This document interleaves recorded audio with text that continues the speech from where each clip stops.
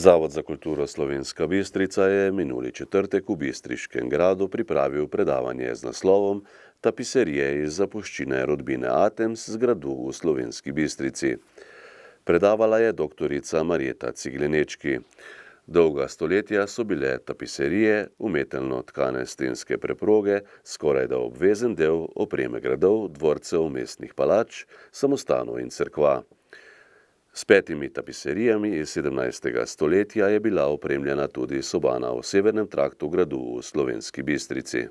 Te tapiserije, ki so nekdaj krasile eno od dvoran v Bistriškem gradu, pravzaprav jih ni mogoče videti. Vse od približno leta 1949 so zaradi svojega izredno slabega stanja deponirane v Narodnem muzeju in po vsej verjetnosti se bodo vrnile v posest rodbine Atems oziroma jim je bilo to v sodnem postopku že dodeljeno. Tako da res ni ravno posebej dosti priložnosti za ogled teh tapiserij. Pred leti smo se dogovorili s kolegi iz Narodnega muzeja, da so te tapiserije fotografiral jih je takratni njihov fotograf Tomaž Lavko. Tudi to fotografiranje je bila ena posebna akcija, prav zaradi njihovega slabega stanja in seveda precejšnjih dimenzij je bil to kar nekakšen tehnični podvig.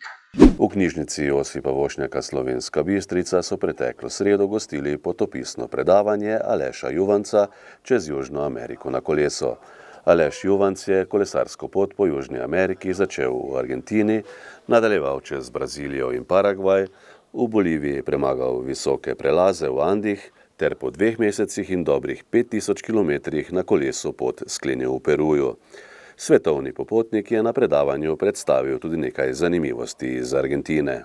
Statistika v Argentini, druga največja država v Južni Ameriki, tako po številu prebivalcev kot po površini, 8. na svetu, po površini 2,8 milijona kvadratnih kilometrov, prebivalcev pa 41 milijonov. Tisti, ki ste pa ljubitelji športa, veste, da je Argentina zadnji svetovni prvak na nogometu, tretjič so osvojili to lovoriko. Tukaj v bližini zastavijo tudi sedež vlade in pa nedavno stran tudi parlament, ki so ga malo prenavljali. No, tako so dekleta končala nek tek, tudi jaz sem se potem zelo teh deklet tako malo, sem se slikal z njo. No, tukaj smo pa v Boke, vidimo aktualni papež Bergoglio, ki izhaja tukaj iz Argentine, sicer italijanskega rodu. Pa tukaj vidimo, kot rečeno, iz Boke, tukaj iz te revne četrti izhaja ta ples in tukaj ga vsak dan zdaj tako uprizarjajo bolj v turistične namene. Za turiste, sicer pa, kot rečeno, nekje v začetku 20. stoletja, tudi v Montevideo je nastal tango, torej v sosednji državi čez reko La Plata v Urugvaju. No, 3 znameniti ljudje, vsi žal preminuli, torej Armando Diego Maradona, Evita Perón, nekoč prva dama pa John Emina, znani operni pevec, torej veliki možje Argentine. Tukaj v Boki je tudi nogometni stadion La Bombonera, kjer je svojo pot začel in končal Armando Diego Maradona, tukaj tudi Riquelme, vmes pa jaz. Torej, Boca Juniors, nogometni klub, velikan argentinskega nogometa, stadion pa kot rečeno se imenuje La Bombonera. Nogometaši iz Slovenske Bistrice so dosegli zgodovinski uspeh. V pokalu so torej premagali Rogaško-Rogaški z 2:0. Sedaj pa sledi v polfinalu tekmec v Slovenski Bistrici bo veliki Maribor. Po imenitni zmagi nad neugodno Rogaško v četrtfinalnem obračunu pokalnega tekmovanja v Rogaški Slatini smo nekatere akterje tega zgodovinskega uspeha za bistriški klub povabili tudi pred našo kamero in mikrofon. To je zdaj neka nagrada, nek dogodek za kraj, za fante, za klub. Tako da jaz mislim, da smo zasluženo zmagali, se vrstili in normalno mi imamo tudi druge cilje v prvenstvu, ampak to je pa nek res pozitiven dodatek za cel klub.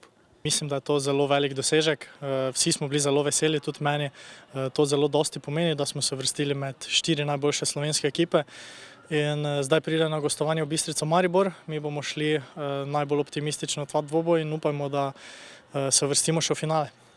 Z Rogaško ste poravnali torej tiste neporavnane račune, ki ste jih imeli prej v prvenstvenih obračunih in nekako se kar sladka zmaga.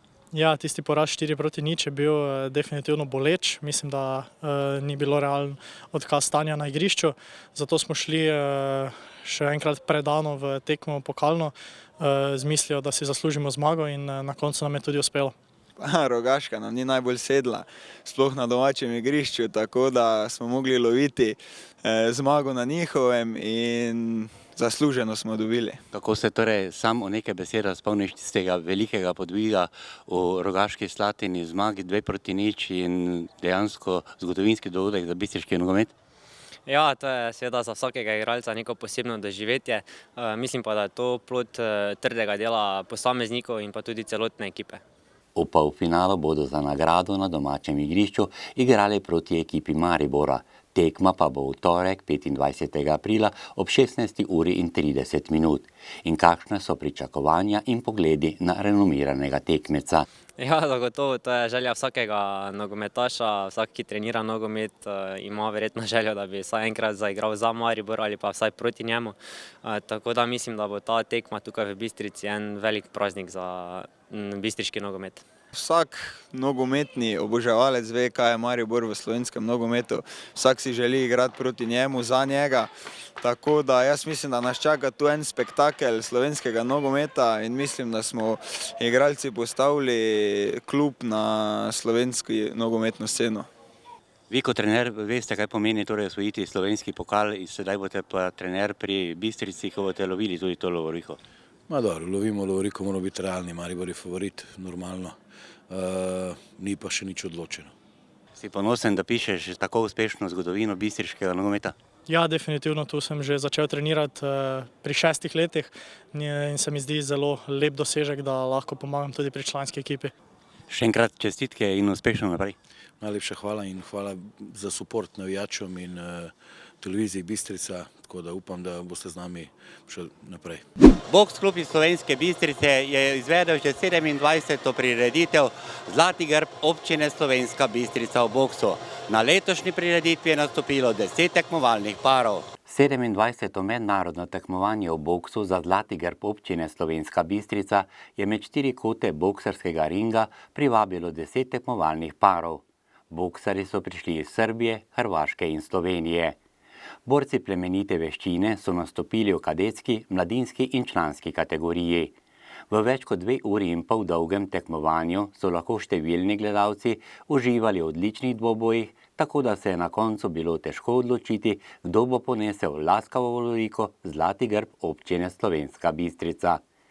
Povsem zasluženo je ta šla v roke domačega borca Vala Prosenjaka, ki je boksal v modri športni opremi. Val, tudi aktualni kadetski državni prvak v kategoriji do 60 kg, je tokrat v dominantni borbi premagal Antona Lugomerja iz zagrebškega boks kluba Ronin. Dober nasprotnik je bil. Prvo rundo sem bil živčen, ker je domači teren, pa sem bolj slabo boksal. Potem sem ga v drugi rundi že malo preučil, pa je šlo vse bolj na gladko. Drugo rundo sem bolj boksal, mislim, da dobro. Tretjo rundo pa sem že malo slutil, da bom zmagal, pa sem dal vse od sebe, pa mi je uspelo. Vsekakor pa je za vsakega športnika najlepše zmagati pred svojimi navijači. Vesel sem, da sem lahko zmagal tukaj, ko me večina ljudi pozna, pa da sem naredil neki vtis na njih. Zraven grba so organizatorji med nastopajoče razdelili še priznanje in pokal za najmlajšega zmagovalca. Pokal je osvojil član boks kluba Interkom Celje Edi Lutoli, ki je v kategoriji do 40 kg premagal Vita Rupčiča iz boks kluba Rekord iz Zagreba. Najboljši članski dvoboj sta demonstrirala Srb Dejan Stakić in Luka Hrustić iz boks kluba Legionar in tako prejela pokal za najbolj borbeni par. Njun obračun 3x3 minute je sebi v prid obrnil Hrustić in tako zabeležil lepo mednarodno zmago. V kadetski kategoriji do 63 kg sta pesti prekrižala domači matador David Brumec in član Interkoma iz Celja Luka Smole. Domači boksar je skozi ves potek borbe, ki je trajala 3 runde po minuto in pol, bil pred tekmecem v vseh pogledih borbe. V drugi rundi je z močnim direktom sodnika prisilil, da je tekmeca odpočil in s tem priboksal pomembne točke za zmago v tem dvoboju. Brumec pa je prejel pokal za borca z najboljšo tehniko. Ja, nasprotnika sem že pretekmo nagruntal in potem sem tekmo bolj trdo boksal in sem nabiral točke in kam je na koncu bolj tudi zmago prineslo. Trdo delo v športu te na koncu vedno nagradi in tako je tudi v tem primeru. Ja, mi treniramo 5-krat na teden, občasno tudi med vikendi sparinge gremo kam, tudi tekme zdaj, ko je sezona, teda veliko treninga, samo trening. Iz vrst domačega boks kluba je v ring stopil tudi Aleks Vodušek, ki pa je moral tokrat priznati premoč Hrvatu Božuriču. Od zadovoljstva je na koncu žarel tudi glavni organizator in trener boks kluba iz Slovenske Bistrice Matica Mastur. Sem že tu kar 20 let preko tekmovalec, zdaj kot 5-6 let kot trener, tako da sem vesel, da je ta tradicija dalje. Fantje boksajo uspešno, na vsakem grbu do zdaj so boksali uspešno, tako tudi letos, kjer je spet šel grb v naše roke, zasluženo, saj je val izstopan v kadetski kategoriji, tako da smo veseli. Mednarodna udeležba pa potrditev, da je turnir kvaliteten in dobro organiziran. Ja, res je, Hrvati so prišli z 3 klubami zagrebškimi in so res pokazali, da so med boljšimi borci na Balkanu, tako da z njimi delamo, sodelujemo, tu so tudi rezultati. Borbe so bile na nivoju. Trenutna torej tvoja ocena v bistriškem boksu, vam morda kaj manjka, si zadovoljen z rezultati in kako nadgraditi tudi tekmovalni del z tole odlično organizacijo? Ja, jaz sem zadovoljen. Gre gor, tista generacija, ko je prej manjkala, jo bo zdaj ta nadomestila, tako da vse pohvale mladi ekipi. Verjetno pa z tega mesta tudi zahvala vsem tistim, ki so začenjali s tem zlatim grbom, od tekmovalcev do funkcionarjev. Ja, res je. Letos je bilo ogromno organizacije, tudi z tujci, tudi z ostalimi stvarmi, ki zmeraj več je tega, papirologije tudi, tako da finančni zalogaji, tako da smo veseli, da nas podpira občina, sponzorji, vsi, ko pomagajo, vsi starši, tako da le ta gre, drugače ne gre. V nogometni tekmi med Ketijem, Impol Bistrico in Aluminijem je bil rezultat na koncu 1-1. Polfinalista slovenskega pokala Ketijem, Impol Bistrica in Aluminij sta odigrala prvenstveno nogometno tekmo 24. kroga v drugi državni nogometni ligi. Tekma se je po več kot 90 minutah igre končala z rezultatom 1-1. S pogledom na prvenstveno lestvico je bilo zaznati, da drugovrščeni Kidričani Bistričanom bežijo za velikih 25 točk. Takšne točkovne razlike ni bilo zaznati v samem srečanju, kajti v tekmi je bil velik vložek po popolnem točkovnem izkupičku. Aluminij je točke potreboval za vrh lestvice, Bistričani pa za beg z dna. Pa ja, to mi smo vedeli, da bo ena trda, neprijetna tekma. Mi rabimo in oni rabimo točke. Igra se je odvijala bolj obrambno skozi celotno srečanje. Ustvarili smo si kar nekaj priložnosti, eni in drugi. Mislim, da smo bili danes boljši, si zaslužili več, ampak to je nogomet, včasih da, včasih ti vzame. Začetnim izidom se je končal prvi del igre, v katerem številni gledalci niso videli pravega strela v okvir vrat. Ja, na koncu se moramo sprijazniti s točko, ki smo jo dobili, ampak mislim, da smo si to tekmo zaslužili bistveno več. Ampak nogomet se je igral 90 plus minut in tak prejet zadetek v 90 minuti zagotovo boli. Kot tekmec pa mislim, da smo bili dokaj enakovredni, na trenutke tudi boljši, da smo si zaslužili več. V drugem delu so igralci obeh ekip odločneje zapretili proti golu, kar se je videlo tudi po poizkusih z obeh strani. Marinšek je v 52 minuti zapretil Friedrichu. 4 minute kasneje znova Aluminij po kotu. V 59. po napaki domače obrambe gostje niso spremenili rezultata na semaforju. Prvi pravi strel so domači sprožili proti vratim gostov v 64 minuti. Akter strela pa Nino Kukovec, ki je predtem stopil v igro.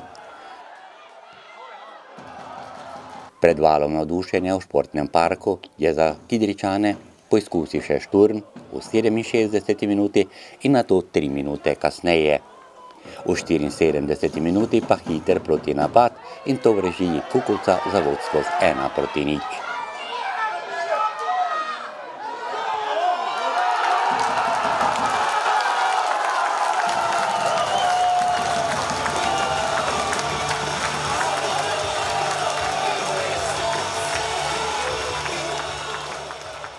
Nami so se igralci povlekli, da smo govorili, da gremo malo više gor, ampak pač tako tekma prenese, nogomet je živa stvar. Normalno pa, da smo bili previdni in mi in Aluminij, ker oni se borijo za vrstitev v prvo ligo, mi pa za obstanek. Po vodstvu nogometašev iz mesta Aluminija so Kidričani se stavili v napad. Friedrich je ubranil strel Čavare minuto pred koncem rednega dela. Nato pa prosti strel gostov z roba 16-metrskega prostora. Rok Freše je zadel za 1-1 in to v 93 minuti. Do konca tekme še nekaj poizkusov z obeh strani, vendar je ostalo pri delitvi točk. Pa ja, 1-1 na koncu, mislim, da vedeli smo, da bo težka tekma, no gre za lokalni derbi. Vedeli smo, da bomo obi nekako imeli pobudo v igri, pričakovali smo neki mogoče nizki blok nasprotnika.